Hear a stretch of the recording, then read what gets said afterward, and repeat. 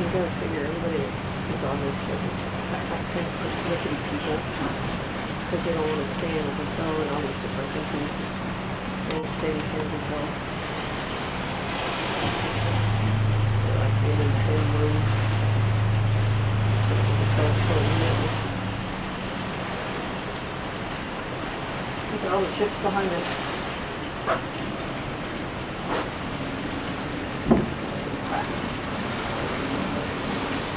They are stacked up out there. Looks like you could only get one through there at a time.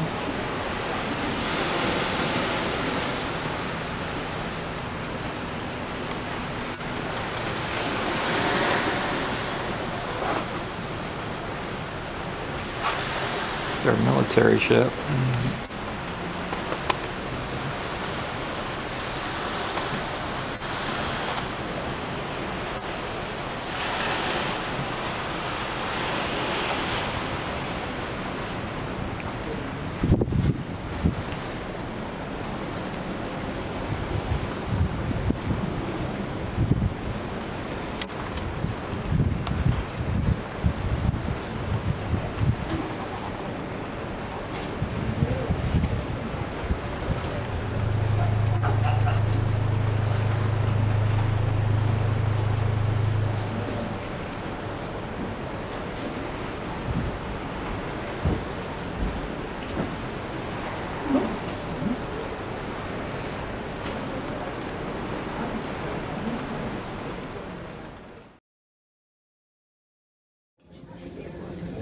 All right, where are we going today?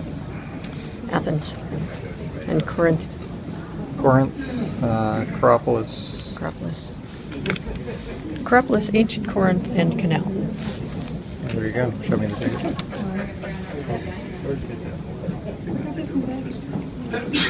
Jesus.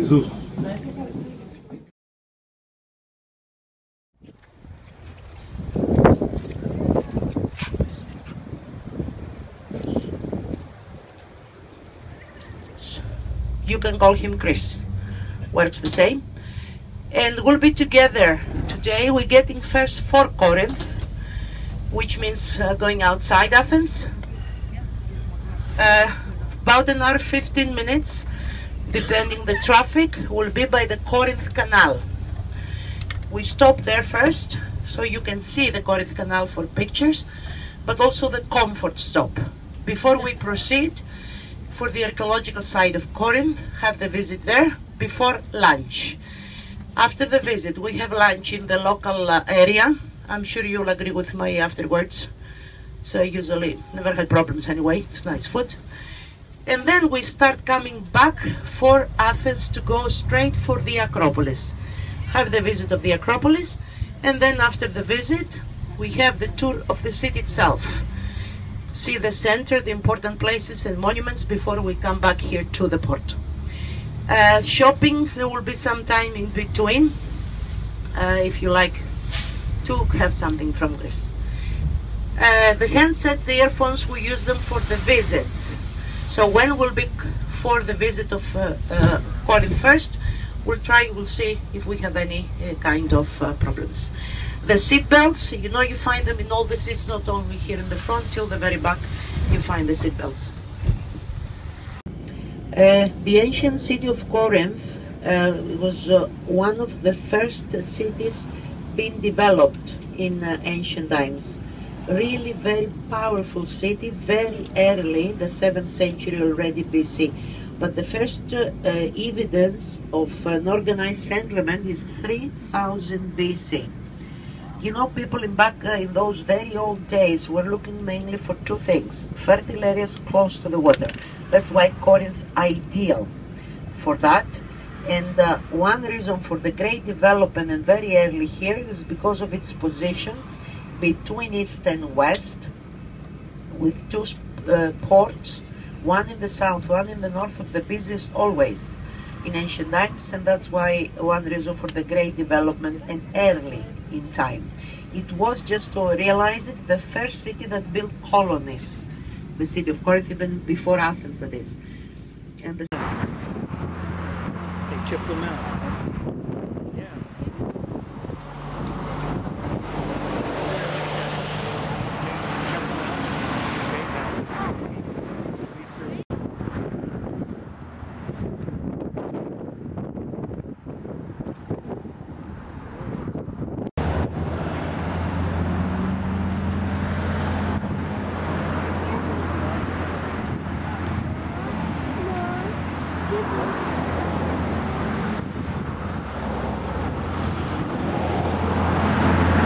see the Vima, for example, the birthplace of the democracy by the Acropolis.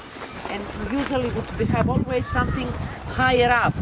So in the political life, in the period of the democracy, the one who had the proposal would go and stand up, so could be heard from the people. That's why even later, like this, Vima is called. It was like a balcony. You see here, there were two staircases, right and left, and would be the place for orators, emperors, councils to talk to the people that would be gathered here. In second, already after a while that the Paul left, they built a church, and there are ruins of an old church, small church on the top. Later, when you're going on the way out, you can go up there from here. You can see to see. And this is the place we will know that Paul was brought with the soldiers, by the soldiers, and was accused here with the Roman Consul Gallio was that day. And we're going down there to show you the other side of the city, and then you will have the time. Spring.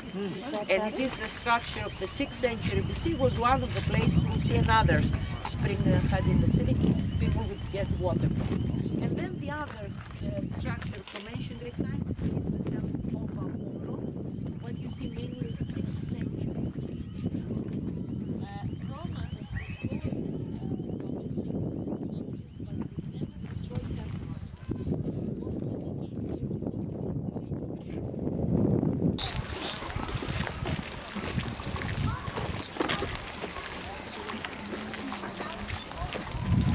Oh, this is Corinthian, isn't it?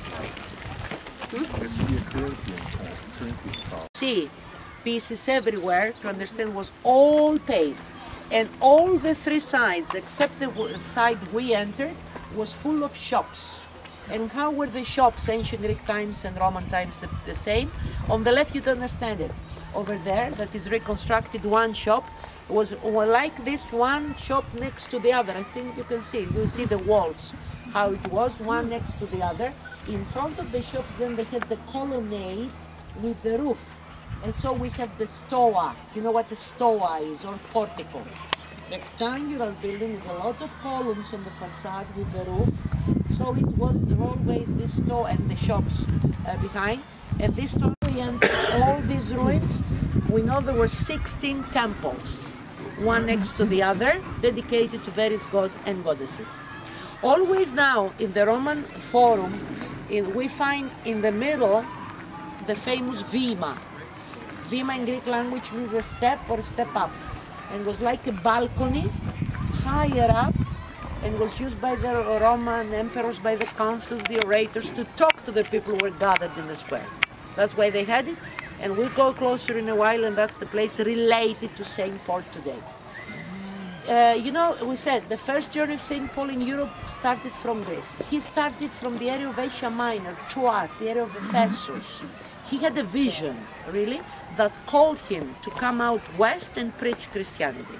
So he left the area of Ephesus, and by boat he came out by Asia Minor, the Aegean Sea, and by boat went north and disembarked on the island of Samothrace, obviously spent one night there, and then went across with his fellow Lucas, and here they went across to the city of Philippi in the mainland, in Macedonia.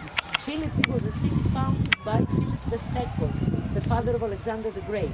In Roman period was one of the major cities for northern Greece, a very big city, like Corinth in the north was Philippi for the Romans. And you can see the origin survived here very well, the Lechian Road. It was actually a large part of it was in use even before the archaeological site was organized, before excavations. The other side south from Keknes has not survived. But like this was also to lead directly into the market. On the left you see more shops. You can see the walls, I think. Don't imagine the malls or big shops that we have today. You can understand small rooms, just one next to the other, and you see the capital of the columns to understand how was the colonnade. Depending how long, we have stones that they had even 60 columns on the facade to understand. It was bigger, smaller.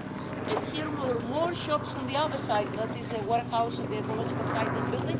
On the left, there were more shops, because we said it's very, very big city it was, with a very big, Merrick was a commercial center. So you imagine like any busy port city today, street vendors, also shops everywhere practically. And then the road would come here where we are, those couple of steps, and this was the monumental entrance where the ladies there, was the monumental entrance, the Propylea. Always had monumental entrances, ancient Greek and Roman times, to enter the sanctuaries and the markets. In Athens, we'll see